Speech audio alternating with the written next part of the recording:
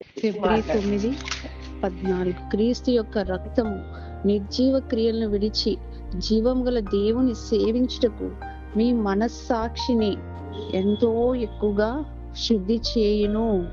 ప్రేమించారు కానీ పాపాన్ని ద్వేషించి పాపం నుంచి మనిషిని విడిపించడానికి ఎంతగా ఆయన సమర్పించుకున్నారు.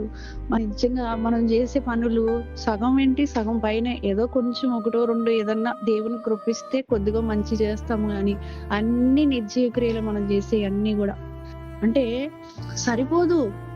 మన ఆలోచన తలంపుల్లో మనము జీవం గల దేవుణ్ణి సేవించాలంటే నిర్జీవంగా ఉన్నాయన్నీ పోవాలి.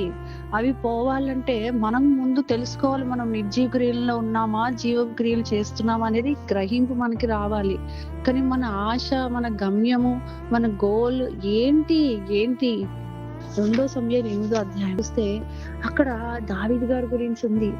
ఏముందంటే అధ్యాయం అంతా కూడా దావీదు ఫలానా వాళ్ళని ఓడించారు, ఫలానా వాళ్ళు విజయం పొందారు, ఫలానా జయించారు, అన్ని దావీదు ఎట్లా జయించాడు, ఎట్లా ఓడించాడు, ఎంతమందిని ఓడించాడు.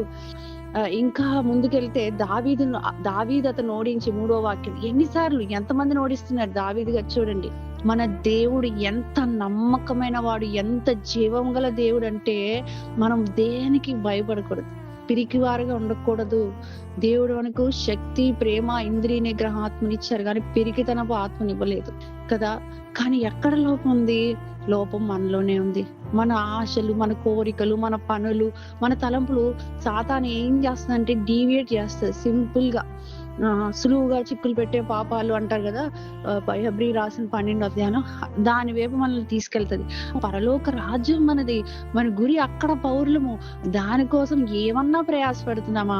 రక్షణ పొందాం ఒక మెట్టు, సరే రక్షింపడ్డాం, దేవుడు ఎన్నో అద్భుతాలు రుచి చూసాం, 2వ మెట్టు ఎక్కాం, సరే ఆయన ప్రేమను చూసాం, 3వ మెట్టు ఎక్కాం, సరే 4వ మెట్టు ఇప్పుడు ఆయన వరుడుగా రాబోతున్నారు, ఇంకా ఎక్కాలి మెట్లు, ఆయన వచ్చేస్తున్నారు.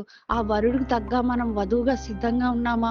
ఇప్పుడు మనం లోకంలోనే చూస్తే ఒక మనిషిని చూస్తే తన భర్త ఇట్లాంటి గొప్ప ఉద్దేశాలతో చేశాడండి, నా భర్త ఉద్దేశాలు చేయడానికి నేను భారీగా నేను కూడా ప్రయాసపడతాను, నా భర్త ఉద్దేశాలు నేను నెరవేరుస్తాను అని ఈ లోకస్తులు అన్యుల్ని మనం చూస్తున్నామే. మరి జీవము గల దేవుడు ఆయన ఉద్దేశాలు ఏంటి మన పట్ల? ఎంత ఉన్నతంగా ఉన్నాయి, ఆయన తలంపులు ఎంత ఉన్నతంగా ఉన్నాయి, ఎంత ప్రణాళిక కలిగి ఉన్నారు. అరే ఆయనకి ఇష్టమైన ఉద్దేశాలు నేను నెరవేర్చాలి. ఇక్కడ జీవిస్తున్నంత కాలం ఆయన కొరకు నేను ఏం చేయగలను? నా ప్రియమైన యేసయ్య కొరకు నేను ఏం చేయగలను?